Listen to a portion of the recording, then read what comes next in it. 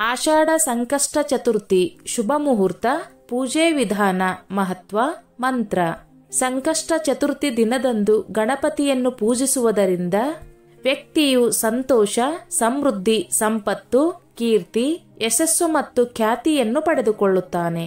ಆಷಾಢ ಮಾಸದ ಸಂಕಷ್ಟ ಚತುರ್ಥಿಯನ್ನು ಆಷಾಢ ಸಂಕಷ್ಟ ಚತುರ್ಥಿ ಎಂದು ಕರೆಯಲಾಗುತ್ತದೆ. ಆಷಾಢ ಮಾಸದ ಕೃಷ್ಣ ಪಕ್ಷದ ಸಂಕಷ್ಟ ಚತುರ್ಥಿ ವ್ರತವನ್ನು ಆಷಾಢ ಸಂಕಷ್ಟ ಚತುರ್ಥಿ ಅಥವಾ ಗಜಾನನ ಸಂಕಷ್ಟ ಚತುರ್ಥಿ ಎಂದು ಕರೆಯಲಾಗುತ್ತದೆ. ಈ ದಿನ ಮೊದಲ ಆರಾಧಕನಾದ ಗಣೇಶನಿಗೆ ವಿಶೇಷ ಪೂಜೆಯನ್ನು ನೆರವೇರಿಸಲಾಗುತ್ತದೆ.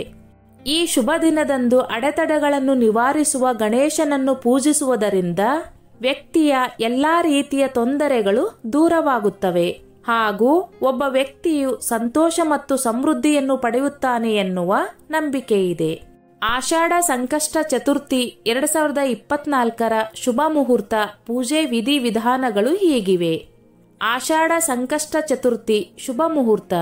ಪಂಚಾಂಗದ ಪ್ರಕಾರ ಆಷಾಢ ಮಾಸದ ಕೃಷ್ಣ ಪಕ್ಷದ ಚತುರ್ಥಿ ತಿಥಿಯು ಜುಲೈ 24ರಂದು ಬೆಳಗ್ಗೆ 7:30ಕ್ಕೆ ಪ್ರಾರಂಭವಾಗುತ್ತದೆ ಮತ್ತು ಮರುದಿನ ಬೆಳಗ್ಗೆ 4:19ಕ್ಕೆ ಅಂದರೆ ಜುಲೈ 25ರಂದು ಕೊನೆಗೊಳ್ಳುತ್ತದೆ. ಉದಯ ತಿಥಿಯ ಪ್ರಕಾರ ಆಷಾಢ ಮೊದಲ ಗಣೇಶ ಸಂಕಷ್ಟ ಚತುರ್ಥಿಯನ್ನು ಜುಲೈ 24ರಂದು ಬುಧವಾರ ಆಚರಿಸಲಾಗುತ್ತದೆ. ಈ ದಿನದ ಚಂದ್ರನ ಆರಾಧನೆಯು ವಿಶೇಷ ಮಹತ್ವವನ್ನು ಹೊಂದಿದೆ ಎಂದು ಪರಿಗಣಿಸಲಾಗುತ್ತದೆ. ಆದ್ದರಿಂದ ಈ ದಿನದಂದು ಚಂದ್ರೋದಯದ ನಂತರವೇ ಉಪವಾಸವನ್ನು ತ್ಯಜಿಸಲಾಗುತ್ತದೆ. ಈ ದಿನದಂದು ಚಂದ್ರದೇವನನ್ನು ಪೂಜಿಸುವುದರಿಂದ ವ್ಯಕ್ತಿಯು ಮಾನಸಿಕ ಶಾಂತಿ ಮತ್ತು ಸಂತೋಷವನ್ನು ಪಡೆಯುತ್ತಾನೆ. ಆಷಾಢ ಸಂಕಷ್ಟ ಚತುರ್ಥಿಯ ಮೊದಲ ದಿನ ಬೆಳಗ್ಗೆ 9:38ಕ್ಕೆ ಚಂದ್ರೋದಯವಾಗಲಿದೆ. ಗಜಾನನ ಸಂಕಷ್ಟ ಚತುರ್ಥಿ ಪೂಜೆ ವಿಧಾನ.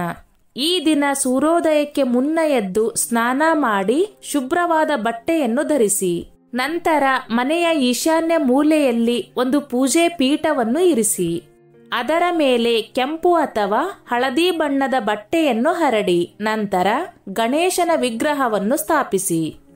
ಇದರ ನಂತರ ಗಣೇಶನನ್ನು ಧ್ಯಾನಿಸುತ್ತಾ ಉಪವಾಸ ಮಾಡುವುದಾಗಿ ಸಂಕಲ್ಪವನ್ನು ತೆಗೆದುಕೊಳ್ಳಿ. ನಂತರ ಗಣಪತಿಯನ್ನು ಪೂಜಿಸಲು ಪ್ರಾರಂಭಿಸಿ. ಗಣೇಶನಿಗೆ ನೀರು, ದುರ್ವ, ಅಕ್ಷತೆ, ವೀಳ್ಯದೆಲೆಯನ್ನು ಅರ್ಪಿಸಿ. ಇದರ ನಂತರ ನಿಮ್ಮ ಆಸೆಯನ್ನು ದೇವರಿಗೆ ತಿಳಿಸಿ ಮತ್ತು ಗಂ ಗಣಪತಿಯೇ ನಮಃ ಎಂಬ ಮಂತ್ರವನ್ನು ಜಪಿಸಿ. ಗಣಪತಿಯ ವಿಗ್ರಹದ ಮುಂದೆ ಧೂಪ ಮತ್ತು ದೀಪವನ್ನು ಹಚ್ಚಿ ಮತ್ತು ಈ ಮಂತ್ರವನ್ನು ಪಠಿಸಿ. ಈ ದಿನ ಗಣೇಶನಿಗೆ ಮೋತಿಚೂರ್ ಲಡ್ಡು ಅಥವಾ ಮೋದಕವನ್ನು ಅರ್ಪಿಸಿ ಮತ್ತು ಆರತಿ ಮಾಡಿ. ಗಣೇಶನನ್ನು ಪೂಜಿಸಿದ ನಂತರ ನೀವು ಹಣ್ಣುಗಳು, ಕಡಲೆಕಾಯಿ, ಪಾಯಸ, ಹಾಲು, ಮೊಸರು ಅಥವಾ ಸಾಬೂದಾನದಿಂದ ಮಾಡಿದ ವಸ್ತುಗಳನ್ನು ತಿನ್ನಬಹುದು. ಆದರೆ ಈ ಉಪವಾಸದ ಸಮಯದಲ್ಲಿ ಕಲ್ಲು ಉಪ್ಪನ್ನು ಬಳಸದಿರುವುದು ಉತ್ತಮ. ವಿಧಿವಿಧಾನಗಳ ಪ್ರಕಾರ ಸಂಜೆ ಮತ್ತೆ ಗಣೇಶನನ್ನು ಪೂಜಿಸಿ.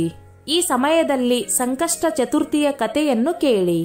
ಗಣೇಶನನ್ನು ಪೂಜಿಸಿದ ನಂತರ ರಾತ್ರಿ ಚಂದ್ರನನ್ನು ಪೂಜಿಸಿ. ಚಂದ್ರದೇವರಿಗೆ ಹಾಲು, ಶ್ರೀಗಂಧ ಅಥವಾ ಪಾಯಸವನ್ನು ಅರ್ಪಿಸಿ. ನಂತರ ಇದನ್ನೇ ಪ್ರಸಾದವಾಗಿ ತೆಗೆದುಕೊಂಡು ಉಪವಾಸವನ್ನು ತ್ಯಜಿಸಿ. ಗಜಾನನ ಸಂಕಷ್ಟ ಚತುರ್ಥಿ ಮಹತ್ವ.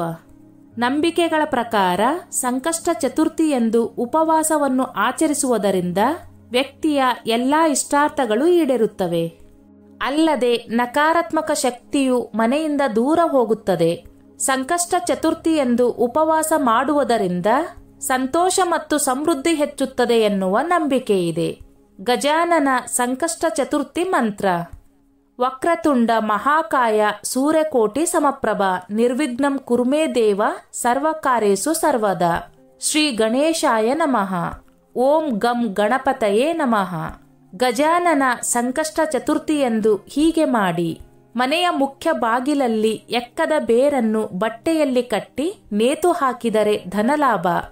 108 ಬಾರಿ ಓಂ ದುರ್ಮುಖಾಯ ನಮಃ ಎಂದು ಜಪಿಸಿದರೆ ರಾಹು ಕೇತು ದೋಷ ದೂರ. ಶ್ರೀ ಅಷ್ಟಲಕ್ಷ್ಮಿ ಸ್ತೋತ್ರ ಪಠಿಸಿದರೆ ಸಂಪತ್ತು, ಸಮೃದ್ಧಿ. ಉಪವಾಸ ವ್ರತ ಮಾಡಿದರೆ ಶೈಕ್ಷಣಿಕ ಪ್ರಗತಿ. ಶಿವಪೂಜೆ ಮಾಡಿದರೆ ದುಪ್ಪಟ್ಟು ಅದೃಷ್ಟ. ಸ್ನೇಹಿತರೆ, ಈ ನನ್ನ ಮಾಹಿತಿ ನಿಮಗೆ ಇಷ್ಟವಾಗಿದ್ದಲ್ಲಿ ದಯವಿಟ್ಟು ಶೇರ್ ಮಾಡಿ, ಲೈಕ್ ಮಾಡಿ ಮತ್ತು ಸಬ್ಸ್ಕ್ರೈಬ್ ಮಾಡಿ.